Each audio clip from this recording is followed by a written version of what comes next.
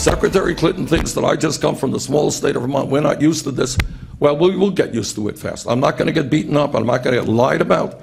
We will fight back. But I do hope that we can raise the level, and I do hope that now and then the media will choose to talk about real issues. Always blaming the media, right? Well, the phrases that have run the table this week on the POTUS circuit. Bernie Sanders talking about whether Hillary Clinton is qualified to be president, and then falling back on his same old talking points about big banks and Iraq war votes. Yeah. And Ted Cruz being hammered at every turn in my original hometown about New York values, and having his words twisted and turned by the opposition while he refuses to back down on what he really meant. In other words, no issues, more blather, and it's keeping everyone really interested so far.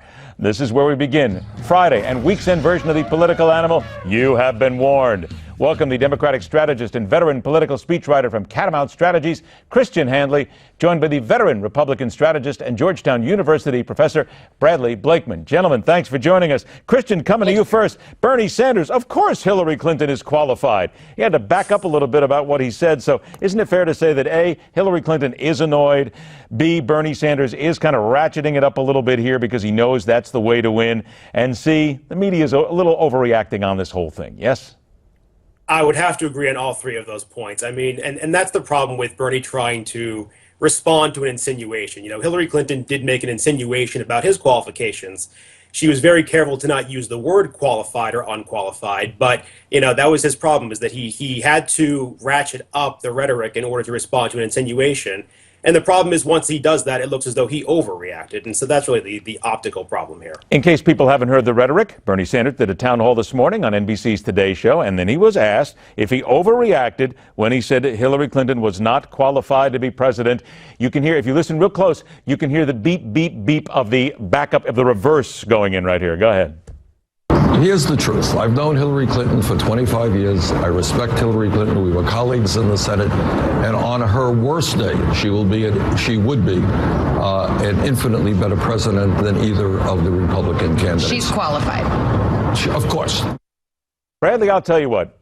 I will admit that there's certain members of the media who are really blowing this out of proportion. However, there are those who are saying that at its worst, the Republican or the Democratic discourse is not even close to what's going on the Republican side right now. And quite frankly, the Republicans should take a little tag from this maybe and say, yeah, maybe we need to talk more about issues, something like that.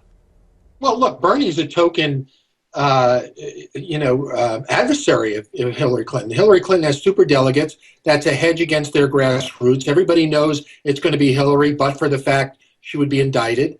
So this is going through motions. They can appear to be civil because Bernie knows the fix is in. I kind of relish in the dysfunction that I'm seeing, though, and I have to say that maybe Bernie spoke the truth yesterday when he said Hillary is not qualified. And I can tell you right now, that's going to be a 30-second commercial in the fall if it is Hillary. Are you kidding? That'll be a 3-hour documentary by a lot of people because they certainly have enough to talk about Hillary Clinton here. All right, let's talk about New York for a moment here. And again, Bradley, quickly to you. Ted Cruz is standing by his New York values criticism. He said it is the liberal values of Democratic politicians who have been hammering the people of New York for decades. I get it. Even he's backing up now. But didn't he dig himself a hole here that he can't get out of? He sure did. In New York, we would say, and I'm from New York, forget about it.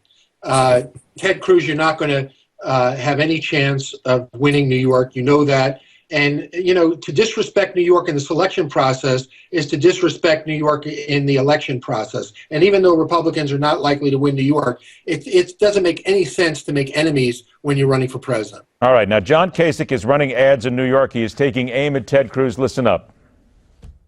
In Iowa, Ted Cruz sneered at our New York values. You know, I think most people know exactly what New York values are. And I got to say, they're not Iowa values and they're not New Hampshire values. Everyone knows what New York values are. Ted Cruz divides to get a vote. John Kasich unites to get things done. Christian, here's one for you. There's a lot of people that I still talk to today who say that John Kasich is still doing the right thing. He's hanging in there. And if you look at some of the numbers, there are those that say that John Kasich is the only guy who can defeat Hillary Clinton in a head-to-head election. You got to admit that on the left, there's a little fear that it just might be true. I wouldn't say there's much fear. I think that in any of these hypothetical, theoretical, nationwide matchups, yes, Kasich is the only threat. Hillary Clinton should not be worried about either Ted Cruz or Donald Trump. But again, these matchups are hypothetical. They're interesting to look at. But of course, come election day, we do not have national elections in this country, and so it's really kind of irrelevant. I mean, it's an interesting theoretical exercise, but it's not enough to strike any kind of fear into the heart of Hillary Clinton's campaign. Is it really irrelevant, though, because isn't momentum a big part of political conventions and political life, Christian? I mean, momentum is important. I don't discount it.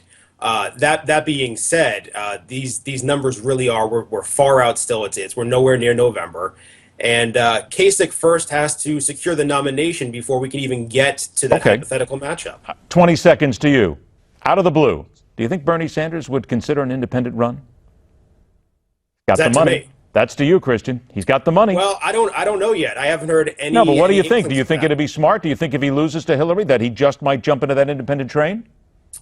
I would hope that he wouldn't do that because the risk of dividing the liberal and progressive vote is too great. The stakes are too high, especially when Donald Trump could be the nominee. Okay, 20 seconds to you, Brad, on your side. Do you think Ted Cruz might decide that if he loses to Donald Trump, the nomination? No, I don't think so. I think that the Republicans will be united, whoever the nominee is. It makes no sense to run as a third party because you can't win. You know, there are people who are going to say, Ed, why did you bring that question up? We're going to revisit it in another 2 months or so, because I still think it's an interesting facet of what's going on here when everybody says they won't, and they will, and they won't, and they will. Back the candidate.